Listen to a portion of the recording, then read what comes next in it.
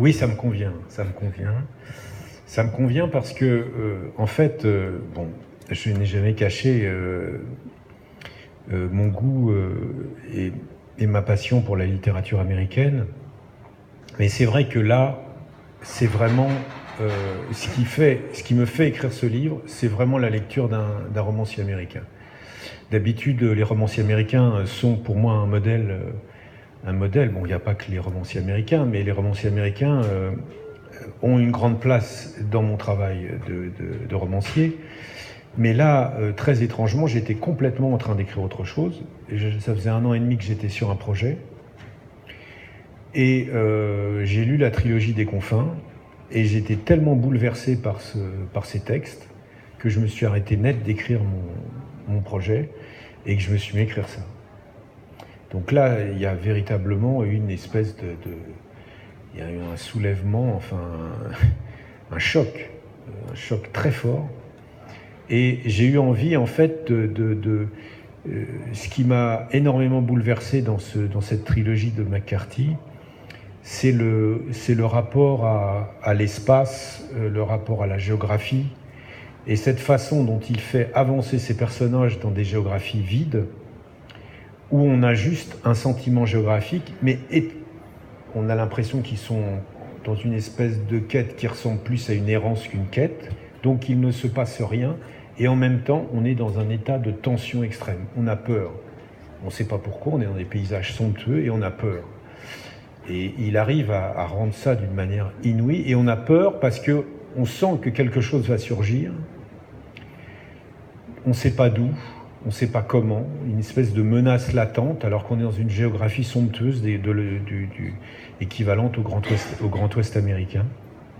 Et effectivement, à certains moments, surgit l'histoire.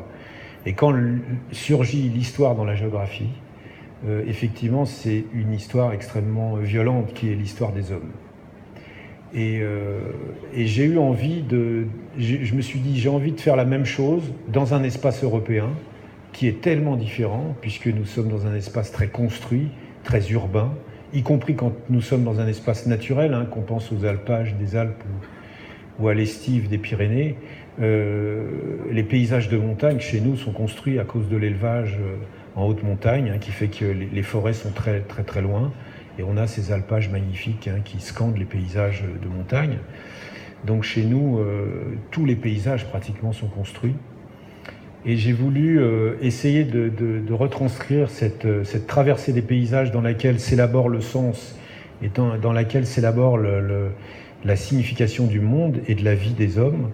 Et j'ai essayé de la transcrire évidemment dans cet espace européen qui est véritablement très différent, et au lieu que mes personnages sont à cheval, ce qui est à peu près normal encore dans le Grand Ouest américain ou au Mexique, même si l'action se passe dans les années 60. Chez nous, évidemment, c'est pas le cheval, c'est la marche à pied ou la voiture. Voilà. Justement, quand on lit votre livre, on voit les personnages, on voit les scènes, on a presque l'impression que ça peut être mis en film, en fait. Oui, parce que on dit toujours que je suis un romancier visuel, et effectivement, oui, on voit, j'essaye de donner à voir. Il n'y a pas de description à proprement parler dans ce que j'écris. Pardon ? Une adaptation. Ah oui, bien sûr, volontiers. Mais je n'écris pas, je n'aime pas les descriptions. C'est-à-dire que dans un roman, je n'aime pas les descriptions en ce sens que il y a pour moi un sentiment d'ennui qui s'installe assez vite dans la description. Donc c'est pas des descriptions de paysages, ce sont des perceptions de paysages. C'est-à-dire que quand on a un paysage qui arrive, il n'arrive pas en lui-même comme une espèce de chose qui serait posée là de toute éternité. C'est le paysage tel que le traverse le personnage.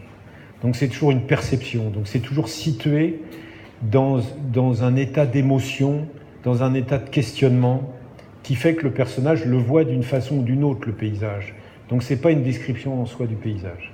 Pareil pour la ville, les moments urbains, parce qu'il y a des moments urbains importants dans ce livre, Et puis il y a ces allers-retours d'autoroute entre Rouen et Paris, puisque Camille est dans le coma à Rouen et Thomas fait des allers-retours très fréquents entre Paris et Rouen, donc il prend l'autoroute tout le temps, donc il y a des va-et-vient. Eh bien c'est pareil, hein, les traversées de la Normandie pour aller à Rouen, c'est pareil, c'est des perceptions, ce sont des perceptions qui sont liées à ces états mentaux et affectifs. Voilà. Donc ce ne sont pas des descriptions, ce sont des perceptions. Voilà. Je vous laisse lire encore un petit passage si vous voulez. Si vous voulez, oui.